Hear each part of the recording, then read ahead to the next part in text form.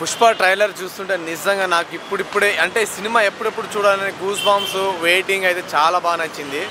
ఆ ఇంట్రెస్ట్ అనేది కలిగింది నాకు. పుష్ప ట్రైలర్ చూసిన ఒక్కొక్క సీను ఒక్కొక్క ట్రైలర్ కట్ చూస్తుంటే ఒక్కొక్క కట్కి ఒక్కొక్క మీనింగ్ ఉంది.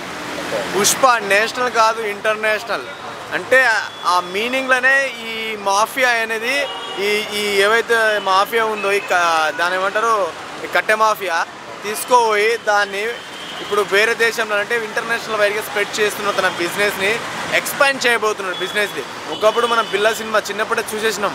బిల్లా సినిమా మాదిరిగా అనుకోండి. బిల్లా సినిమా అయితే వెపన్స్ అది ఈయన ఏకంగా మనకు స్మగ్లింగే ఇంకా ఆ రేంజ్లో ఉంది. నిజంగా ఒక్కొక్క ట్రైలర్ కట్ చూస్తుంటే నిజంగా గుండెగా గూస్ బాంబ్స్ వచ్చాయి భయ్యా.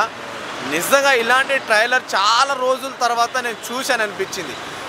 నాకు ఒక్కొక్క సీన్స్ చూస్తుంటే గూస్ బాంబ్స్ వస్తున్నాయి. చాలా బాగా నచ్చింది. శ్రీవల్లి గడ్డం దూవుతుంది కదా కాలుతో, దాని గురించి లాస్ట్ టైం మనము పుష్ప 1లో తగ్గేదిలేని అలా అన్నాం కదా. ఈసారి పెళ్ళం కాలుతోటి చేశాడు. అంటే మన ప్రిఫరెన్స్ అంటే పెళ్ళానికి ఎక్కువ ఉంటుంది ఈ సెకండ్ పార్ట్లో అనిపించింది. పెళ్ళం ఏ మాదిరిగా చెప్తే ఆ మాదిరిగా అంటే ఇప్పుడు పుష్ప అసలైన పుష్ప ఎవరు పెళ్ళం శ్రీవల్లి. సో ఆమె ఏం చెప్తుందో అదే. దునియాని దున్ని రామంటే దునియాని దున్ని వస్తాడు, ఏళ్ళు రామంటే ఏళ్ళు వస్తాడు, నరికి రామంటే నరికి వస్తాడు. ఆ స్టేజ్లో ఉన్నాడు. అంటే వాళ్ళ అయ్యకి చెప్తాడు కదా ఒక పెళ్ళం మాట వినే భర్త ఎలా ఉంటాడో చూపిస్తా అని చెప్పేసి వెళ్తాడు.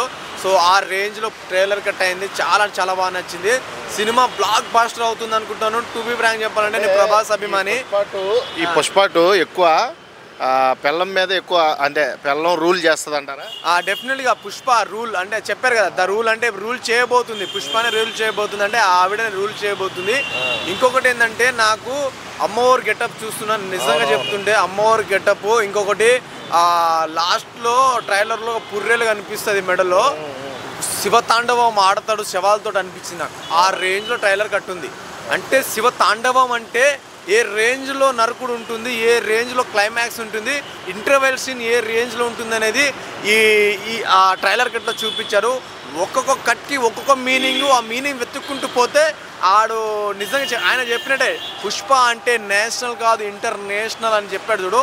అప్పుడు అర్థమైపోతుంది ఏ రేంజ్లో సినిమా ఉండబోతుంది, సినిమా ఏ రేంజ్లో తీశారనేది నాకు క్లారిటీ వచ్చింది. నిజంగా ఈ స్మగ్లింగ్ గురించి ఏదైతే ఉందో నార్త్ ఇండియాలో మాత్రం బీభత్సం సృష్టించబోతున్నాడు.